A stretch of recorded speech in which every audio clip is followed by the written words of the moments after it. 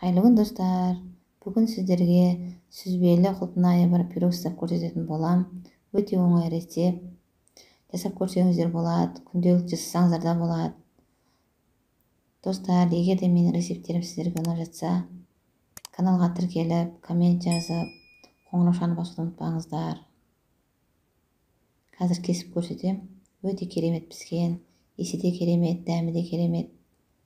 Жасап көріңіздер.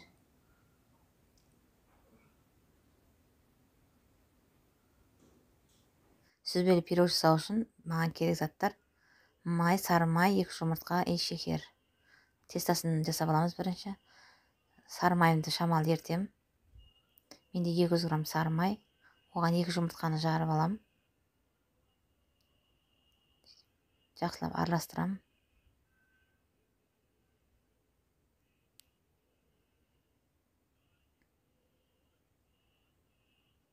Осыған енді шекерімізді қосамыз. Шекер менде 100 грамм.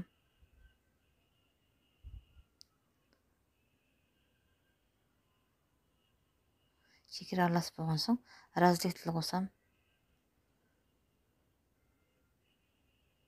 Бір пакетик салам, өйткені ішінде 5 миллиграмм менде.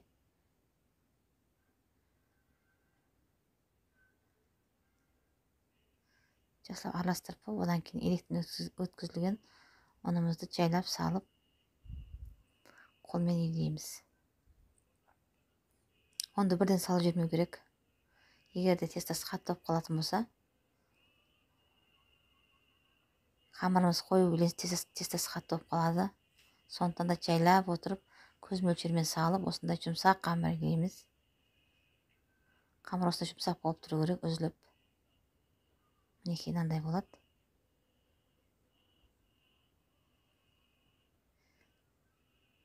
Енді осы тестамызды формаға саламыз.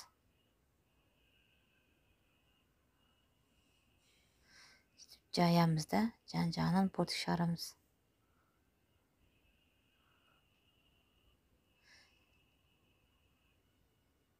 Ішіне сүзбелі салмамыз салу үшін бортиктерді шығарып, дайындап аламыз. Міне осындай бортик болып дайын болды.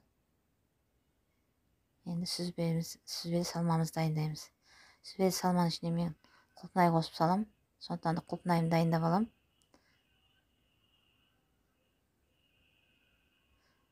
Түптерін кесіп алып тастаймын осылай. Енді дайын болды. Творог керек. 2 жұмыртқа. 100 грамм шекер керек болғанда. Сосын ванилин қосам. Дәмі иісі әдемі болу үшін. Сүзбеме 2 жұмыртқаны жарып алдым. 100 грамм шекер салдым. Ванилиннің 1 пакетигін қосам. Менде ванильный сахар.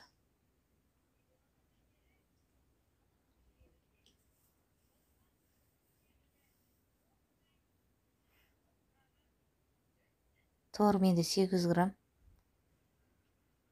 Творогтың көп болғанын өзім жақсы көремін, немесе менің бұл тестама 500 граммда творог жетеді, бола береді. Творогты осылай езіп алғаннан кейін араластырып блендермен осындай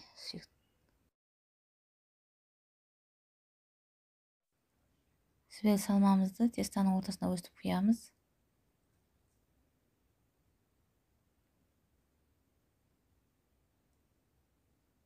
Құйып алған салмамызға алдын ала дайындалып алған құлпынайымызды өстіп айналдырып қойып шығамыз.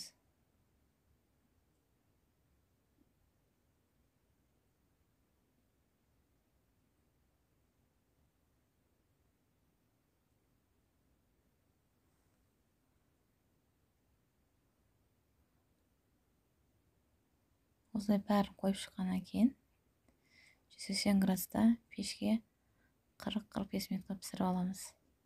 Міне біздің сүзбелі құлпынай араласқан пирогымыз пісті. Енді соғуын күтіп, сыртында формасын шешіп аламыз. Сосын сіздерге кесіп көрсететін болам. Міне шамалы соған соң осылай сыртқы формасын алам.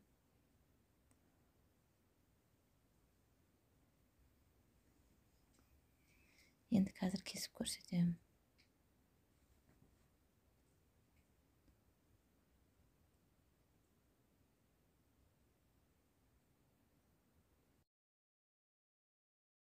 Dostlar, mine pirogumuzni kestim.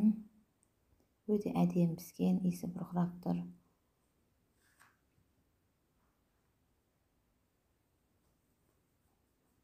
Dostlar, sizlere kеңес берем. Öte керемет пирог. İçinde süzбесі мен құлпынайы бар. Қонаққа қойсаңыздар да болады. Бұлайша күнделікті пісірсеңіздер де болады. Ең оңай рецепт. Егер де менің рецепттерім сіздерге ұнап жатса, каналға тіркеліп, коммент жазып, лайк басып, қоңыраушаны басуды ұмытпаңыздар. Қазір үзіп көрсетем. Тез үгітіліп үзіліп тұр, жұмсақ.